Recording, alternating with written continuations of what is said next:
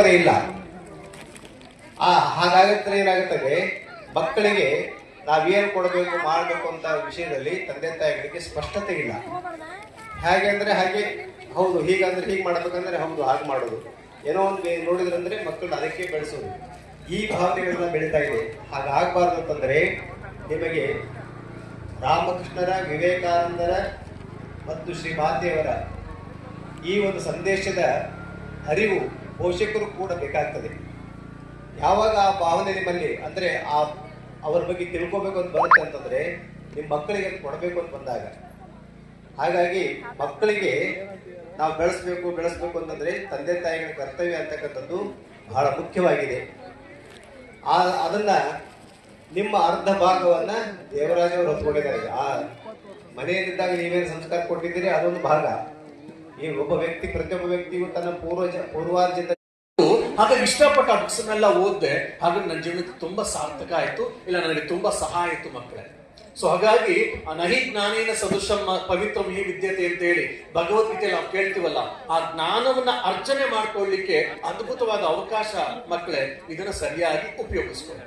ಇದನ್ನ ಹೇಳ್ತಾ ಇನ್ನೆರಡು ಮಾತನ್ನ ಹೇಳಿ, ಎರಡೆರಡು ಕಥೆಗಳನ್ನು ಹೇಳಿ ಇಷ್ಟಪಡ್ತಾರೆ.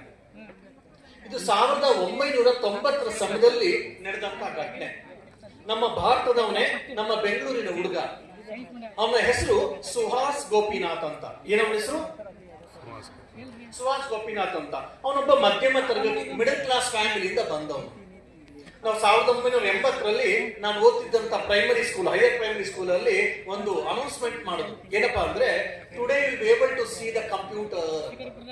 ಸೊ ನಾವು 7ನೇ ಕ್ಲಾಸ್ ಅಷ್ಟು ಜನ ವಿದ್ಯಾರ್ಥಿಗಳು ತುಂಬಾ ಕ್ಯೂರಿಯಾಸಿಟಿಯಿಂದ ಸಾಲಲ್ಲಿ ಹೋಗಿ ನಿಂತ್ಕೊಂಡು ವೇಟ್ ಮಾಡ್ತಾ ಇದ್ವಿ, ಯಾಕೆ ನಾವು ಕಂಪ್ಯೂಟರ್ ನೋಡ್ತೀವಿ ಅಂತ ಹೇಳ್ತೀನಿ. ನೀವು ಹಾಗೆ ಓಂ ಶಕ್ತಿ ಹೇಳಿ.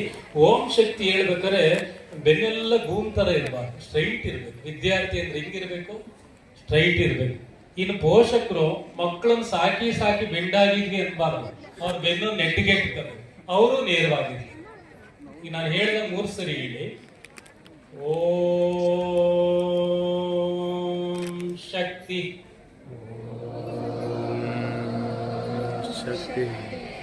ಓಂಕಾರನ 2ನೇ ಬಾರಿ ಹೇಳ್ಬೇಕಾದ್ರೆ ಇನ್ನೂ ಡೀಪ್ ಆಗಿ ಹೇಳ್ಬೇಕು, ಆಳವಾಗಿ. ಓಂ ಶಕ್ತಿ.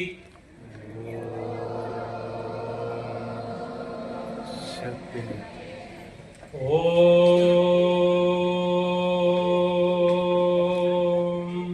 ಶಕ್ತಿ.